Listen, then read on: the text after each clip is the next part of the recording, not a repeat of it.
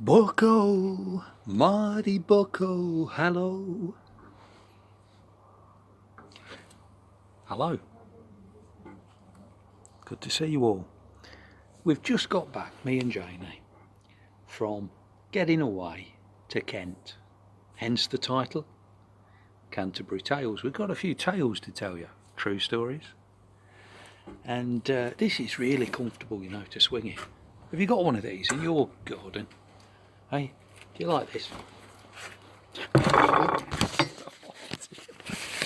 Spilt me tea. You like this one as well? Probably the best uncle in the world. Oh, that's very kind of them. We got away to the Medway Towns. Let me just dab this down because I'm not going to start filming again just because I've tipped the tea up. No, I won't do that. And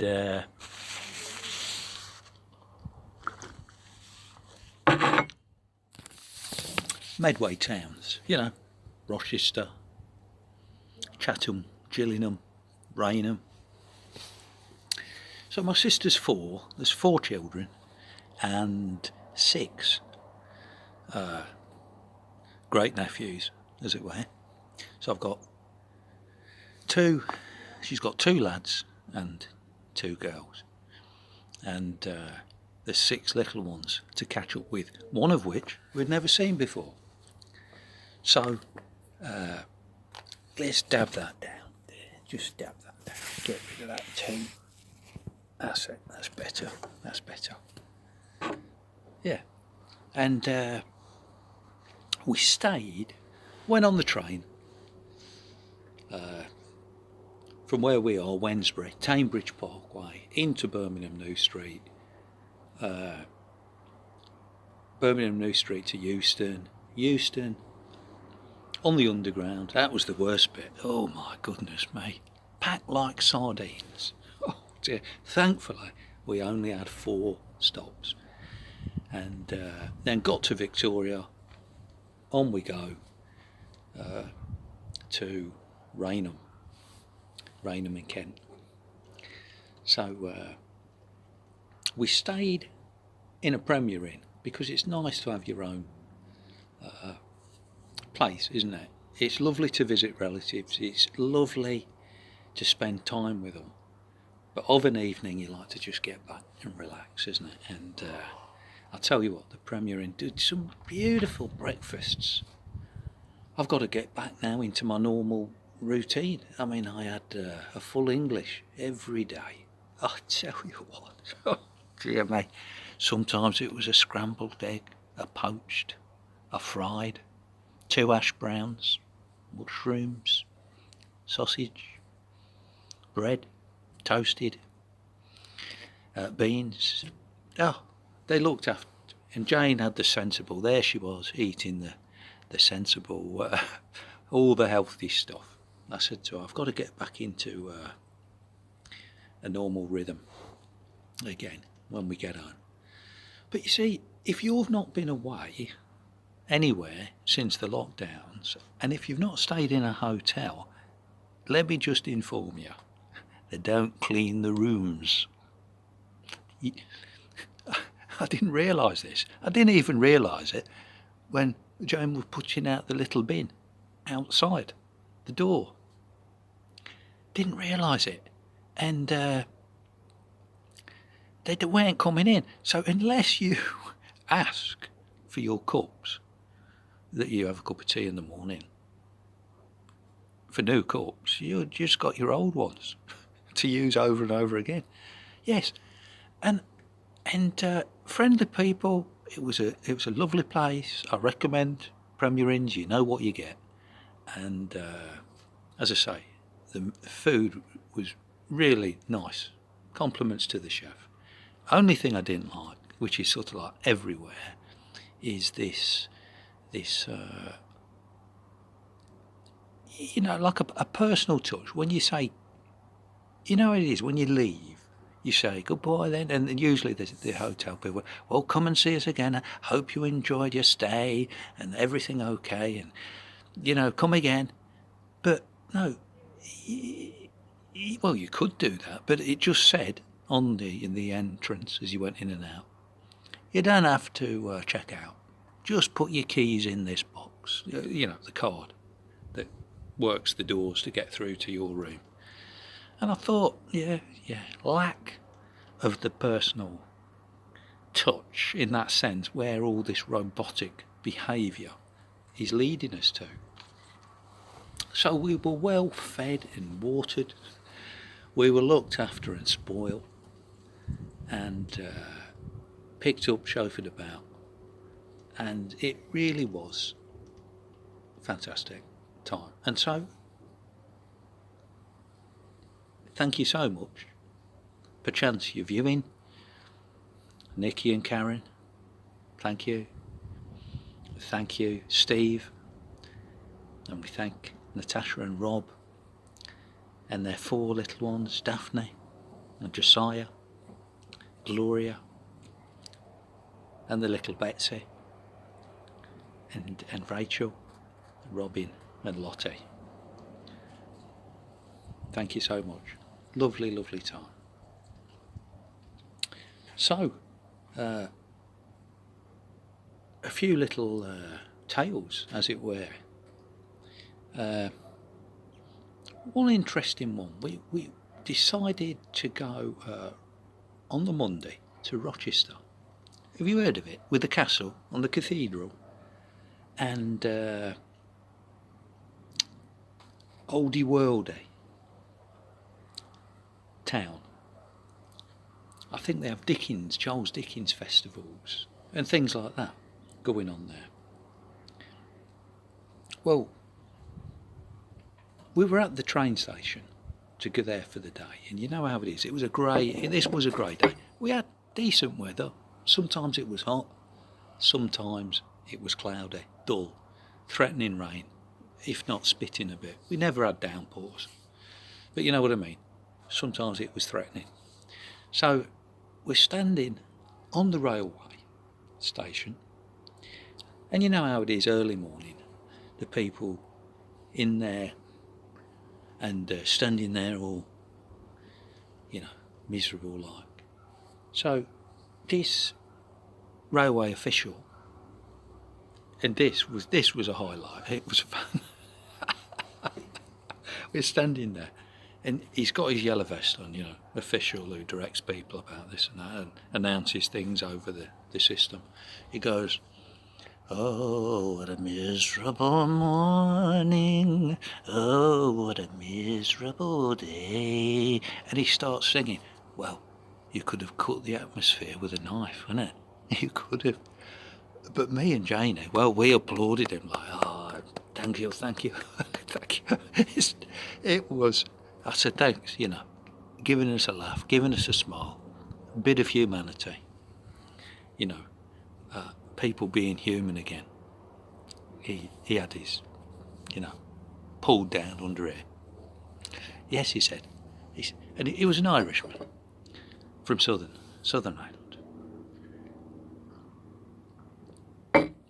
And he said, "You'll never guess what." He said, a little while back, there was a lady with her little daughter, and she had a balloon. It was her birthday. And I said to the mother, I said, "Look, can I sing, please, to you? Happy birthday," to the little girl. And they were over the moon. Yes, they loved it. And he sang, "Happy birthday to you," and over the loudspeaker in front of the station and everybody. Well, they enjoyed it, but this man came over to him, swearing at him, and said, "Who do you think you are to do this?" He says, "I'm going to report you," he says, "to the railway authorities, to the police, and to my local MP." Well, needless to say, he was like this, and really staunch, fervent, into full-blown misery and a real killjoy in every sense of the word. And he said he did. He says he did to all 3 of them. He says, "But I'm not unduly bothered." He says, "They told me not to do it." He says, "But I do now and then, if I feel like it." He says, And he says, I'm looking actually to get the redundancy and to go soon. He says, yeah. So I thought that was, such a... I mean, have you seen such a thing? An official doing something like that? You don't see it nowadays. Fantastic. Anyway, we got into Rochester. And just about every shop we went in, you could hear either the people in the shop talking about the Verona Bologna, this and that, or the staff behind the counter. We went in into this, you get these stores with fine wines. So I says to Jane, we'll go in here. And on the door as you went in, it says, thank you for continuing to wear this and, keeping safe and all this. And there was only a man and his wife, older people, no customers in the shop. So, and they had this, and they wanted, hopefully, for the customers to obey. Anyway, we both went in without, and they were okay. They never said anything, or But after about, I'd say about 2 minutes, the wife edged round to the door, and I thought, I know what's coming. She's going to open the door to keep the plague out from us that have just come in. And sure, lo and behold, that's it. She opened the old door and got the plague, hopefully get some more fresh air into the place and get our bugs out. And but I didn't buy anything. There was a overpriced bottle of something or other that I quite like the look of, but I knew it was way over the. But that's what you get with these places, isn't it? Sometimes there's a lot of wine snobbery. There are really not. I won't go into a wine talk yet. Oh dear. Anyway, we went in this charity shop, and it was the same thing: talk and fear in the behind the counter, and the customer talking to the lady. We went in an antique shop, went upstairs, and I could hear the conversation with the owner down below talking to a customer. And he was talking about the people who work for him who have left. And then he got round to the subject. He says, I don't wear this, he says, anymore. He says, because I've had the double needle crafted. I mean, my words, you know what I mean? The double needle craft. And he says, so I know it can wear off, he says. So I'll be looking for a booster in a bit. And I could hear it all coming up the stairs. Very, very interesting. And in another bookshop, get a load of this. This, as I went in, the chap who, customer, was talking to the man behind the counter. Do you have, is it good quality of air in your bookshop? Am I at risk? The air, he was trying to reassure him, yes, it's okay in here, you'll be okay. Oh, yes, well, you can't be too... you've got to be careful, It was just, I couldn't believe the conversations. And the madness that we saw in other places as well. We were going past, this wasn't in Rochester now, in another place, and we saw, passing the kebab house, this lady who was a customer. She didn't just have this on, but she had them big washing up gloves. You know the sort, usually yellow, you can get them in black as well, but pink. She had them big, thick washing up gloves. And this, with the glasses, are you beginning to see more people with shades on? And I tell you what, there was a really, really funny one that turned people's heads. This guy, a chestnut, looked like a villain out of a Schwarzenegger film. He had like a black cowboy hat, like Clint Eastwood style, black shades. He had a special muzzle that wrapped around like this in layers. Yeah, the shades, the black hat, black garb. He must have put that look on in the morning, looked in the mirror and thought, yeah. I think some people love it, don't they? They absolutely love it. Oh dear. Let's have a think. Yeah, when we were in when we were in Rochester, I had a pint in one of the oldest pubs in Kent, they say. It was called the Cooper's Arms. Very oldie worldy, lovely old building, and the beer weren't bad either. We went Broadstairs, and down that line, when you come up from the Medway towns, it runs down, Whitstable, Herne Bay,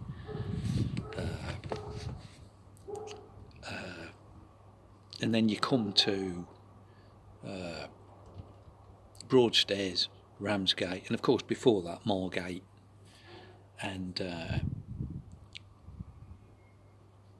we went into an oldie worldy pub for like a meal. I wanted some fish and chips, and but it was full up, so she came running out, greeted us and almost pounced on us. No, she says, we've just had a flood in the gentleman's. She says, no, we're all full up, all booked up. So we went out there and we went in this place, like a little pavilion thing, overlooking the sea there, and it was lovely. And there was dogs there, and it reminded me. Now I'm touching on the dogs. It's brought to my remembrance the dogs in the Cooper's Arms. These pubs, some of them have like dogs that the owners have, and this Jack Russell, he was running around, and when they run fast, and they almost fly through the air, don't they, where the feet go up like that, and then they shoot round, and this other dog was running round. It was funny to watch. Anyway, we're in the pavilion. That's right, pavilion in Broadstairs, and we're overlooking the sea and that. It was lovely. We had a nice time, nice food, and we went in afterwards in this little garden area. It wasn't a park, it was more of a little garden with some benches and nice bushes, a bit walled off. You walk into it in the middle of the little town, and there was a like a bench with seats either side, and we just got there, and this family had put a tablecloth over it, and they were singing happy birthday to a member. And there was other people not with them, just round the side of the bushes. We couldn't see them, the bushes hid them, but they were singing happy birthday, and I thought, this is so nice. And the sun was really powerful then, really coming out strong, and we were sitting there and marvellous, and I was just enjoying people being human, hearing them sing happy birthday, and the children laughing and running around in the park. And then the father, he took some cake and he cut it up and he took it over to these other children and the adults with them, and offered them some cake, and they were over the moon. Thank you very much. Oh, thank you. They were very grateful. And as we sat there, we looked up, and it made me laugh, this, because I saw this seagull sitting there, and then I saw this head, little, I thought, is it a seagull or not? And it was a little head of a seagull peeping over the top of this, on this high up roof. And then it stood up, and it was one of these baby seagulls, And if you've seen them with their like fluffy brownish feathers, isn't it? Jane says, look, it's like a little hunchback. It made me laugh because the way they walk, they stoop in this humble fashion. The other big adult seagulls up here, and they stoop like that, wanting some food, coming along in a very humble manner like that. I thought that's a really funny way of saying it, like little hunchback. walking along. It just struck me as funny. And then we went in this antique shop we'd been in before when we visited, and the shop owner used to be the manager of Margate football, because the reason I knew that, not that I follow Margate, but what I'm saying is the couple that was in there before, I went in with like a Leicester top on, and then we got into conversation on the football, and then it cropped up. So I says, we were in here 2 years ago. I said, oh, he said, yes. And I says, and you were the manager of, and I remembered the conversation. It's funny that, isn't it, how you can remember things. And I says, and we brought this little piece that we put in the bathroom, very elegant, nice little piece. Yes, he says, yes. And so we brought another little piece. Look at this. Just a little something, decorative thing. Because we've got like a light bluey type of theme. There's different pieces on the windowsill, you know, in the bathroom. And I thought that were nice. Yeah, nice little thing. So, there we are. Pop that back in when I go in. And then coming back, we were on the train. And again, it's all about humanity. And you know, I told you in a previous video how Jane interacts. She can't help herself with little children. We're sitting there on this side. She's sitting opposite me. And there's a family on over here behind me.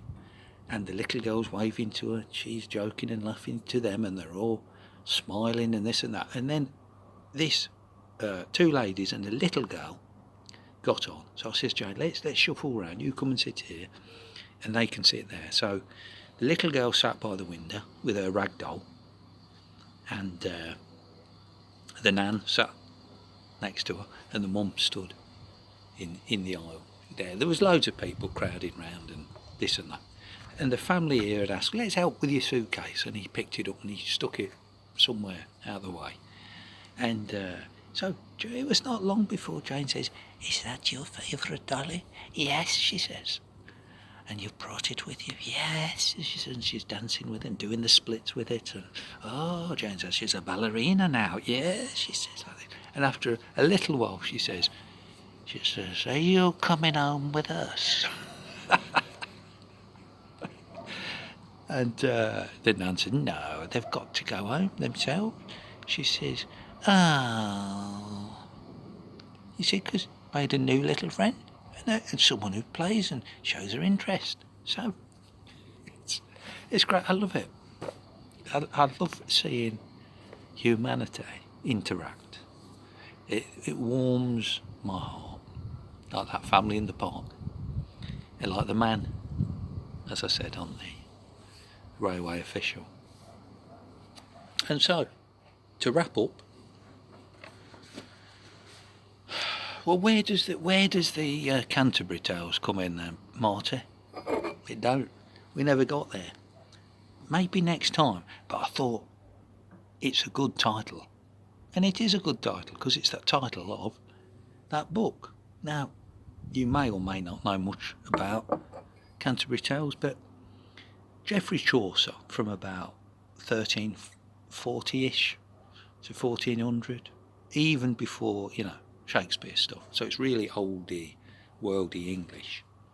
But you know what? I've ordered it in more modern English, and it's just 24 short stories of pilgrims on the way to Canterbury.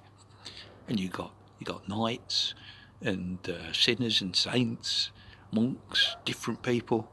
Well, they're all off to do pilgrimage at Canterbury. I thought that interests me, and in modern English, I hope it reads well. I've ordered it. It's not come yet. I only ordered it today. I'll just give you a quote. Here we go. Though there was nowhere one so busy as he was less busy than he seemed to be. Another one. It seems to me that poverty is an eyeglass through which one may see his true friends.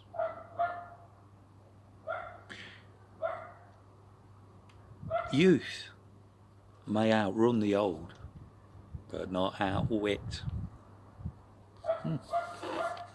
And with that, I will say, God bless, and see you next time. You all, love you all. God bless.